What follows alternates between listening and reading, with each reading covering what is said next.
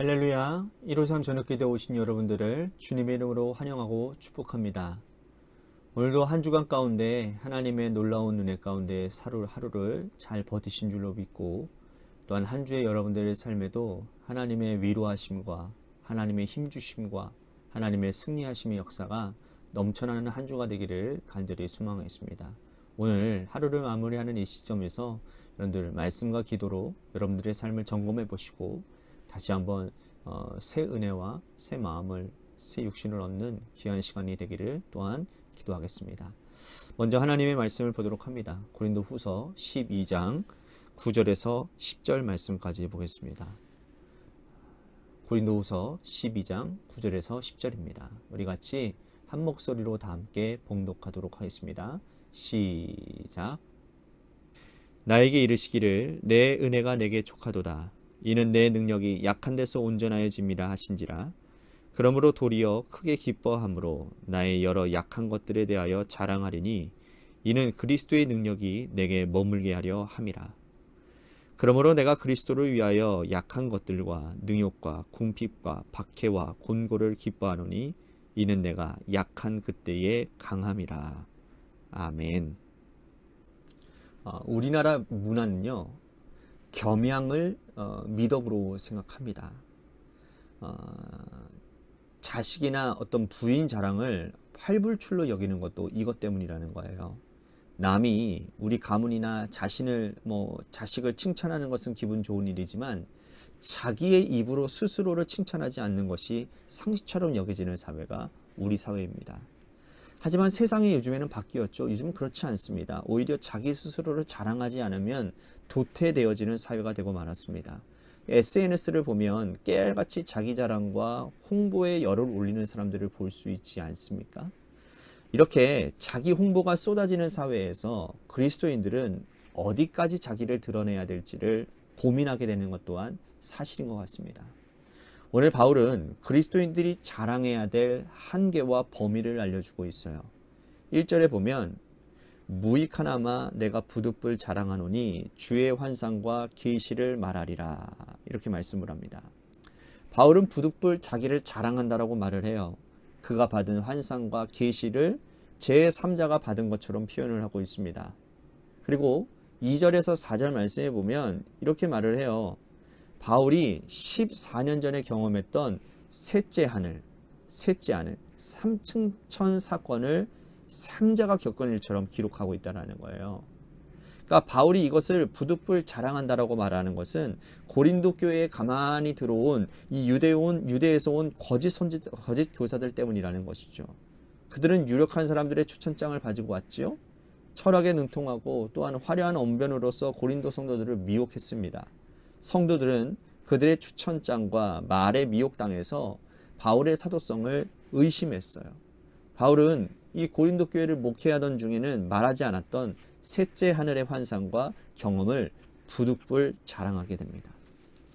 그런데 바울이 정말 자랑하고 싶었던 것은 그가 받았던 환상이나 계시가 아니라 그의 약함이었어요.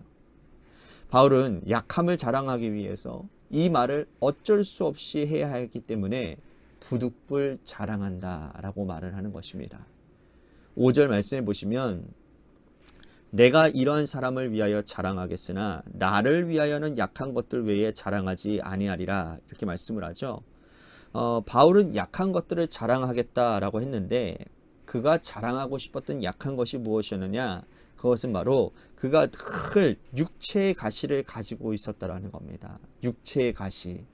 그는 아마 큰 질병이 있었던 것 같아요. 이것이 그의 약함이었고 또 이것을 자랑하기 위해서 그가 받았던 환상과 계시를 말할 수밖에 없었다는 거죠. 이 환상과 계시가 너무나도 커서 교만해질까 봐 하나님께서 그에게 육체의 가시를 주셨다라는 논리를 지금 펴가고 있는 것입니다. 자, 사도 바울은요, 1차, 2차, 3차 선교 여행을 성공적으로 이끌었던 사람입니다.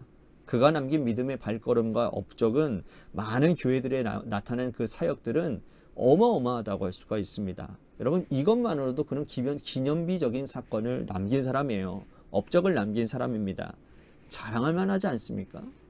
많은 사람들이 하나님 앞으로 돌아오게 되었고 많은 병든 자들을 고쳐주었고 귀신을 내어주었고 또 안진뱅이들을 일으켰고 심지어 죽은 자도 살리는 능력을 나타내었습니다. 그런데 그에게는 그도 어쩔 수 없는 육체의 가시가 있었다라는 거죠. 그 가시 때문에 오랜 세월 동안 고통을 받습니다. 그가 교회를 위해서 드린 모든 기도는 하나님께서 응답해 주셨어요. 병든 사람을 고치기 위해서 기도한 것 다 들어주셨습니다. 그런데 육체의 가시 때문에 고통 중에 기도했던 것은 응답하시지 않았다라는 거죠. 그가 여러분 얼마나 많이 기도했는지를 사도 바울은 뭐라고 말을 하느냐, 하나님 앞에 3번 기도했다라고 얘기를 합니다. 숫자적으로 3번 기도했다라는 게 아니죠. 자신의 기도가 하늘에 닿을 정도로 정말 오랫동안 간절하게 기도했다는 뜻이거든요. 그럼에도 불구하고 하나님은 그의 기도를 들어주시지 않았다라는 거예요. 그런데 바울이 기도하면서 깨달은 하나님의 섭리가 있는데 그것이 무엇이냐? 오늘 우리가 읽은 9절 말씀 보시겠습니다. 나에게 이르시기를 내 은혜가 내게 족하도다. 이는 내 능력이 약한 데서 온전해짐이라 하신지라. 그러므로 도리어 크게 기뻐함으로 나의 여러 약한 것들에 대하여 자랑하리니 이는 그리스도의 능력이 내게 머물게 하려 함이라.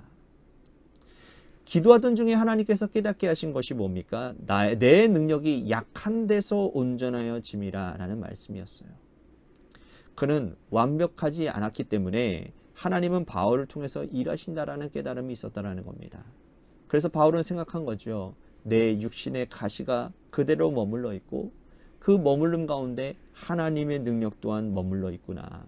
그래서 내가 평생 이 육체의 가시를 가지고 살아가야 되겠구나라는 결단을 하게 됩니다.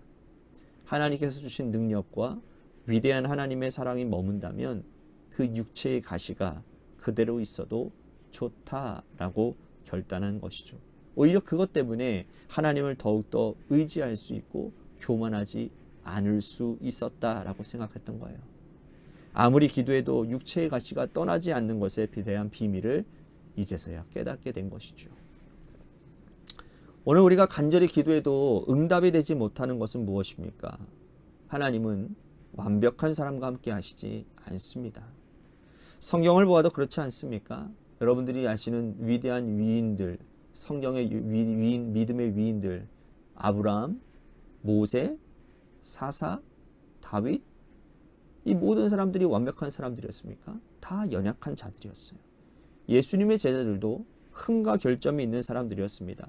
세상적으로 볼 때에는 저런 사람이 어떻게 하나님의 일들을 할 수 있지? 라는 의문점, 퀘스천 마크가 나타나지만 하나님은 약한 자들을 통해서 일하셨어요. 하나님께서 그들을 통해서 일하신 이유는 연약한 자를 통해서 하나님의 능력이 극대화되기 때문이라는 겁니다. 오늘 하나님께서 연약한 우리를 통해서 일하시는 것 또한 이러한 하나님의 위대한 섭리가 숨어져 있다는 것을 우리들이 깨닫고 감사해야 될 것입니다. 간절하게 기도해도 응답되어지지 않는 한두 가지가 있다면 그것을 통해서 하나님이 더 크게 일하실 것에 대한 기대를 가져도 여러분 좋을 것 같습니다. 오히려 나의 약함을 통해서 하나님의 강함이 드러나고 나의 부족함을 통해서 하나님의 능력이 드러난다면 여러분 그것만큼 기쁜 일이 어디 있겠습니까? 10절 말씀 보십시오.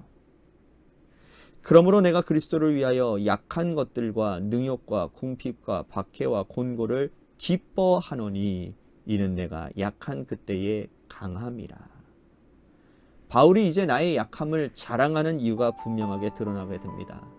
자신이 약할 때 하나님의 능력이 드러나서 강하게 되기 때문이라는 거예요.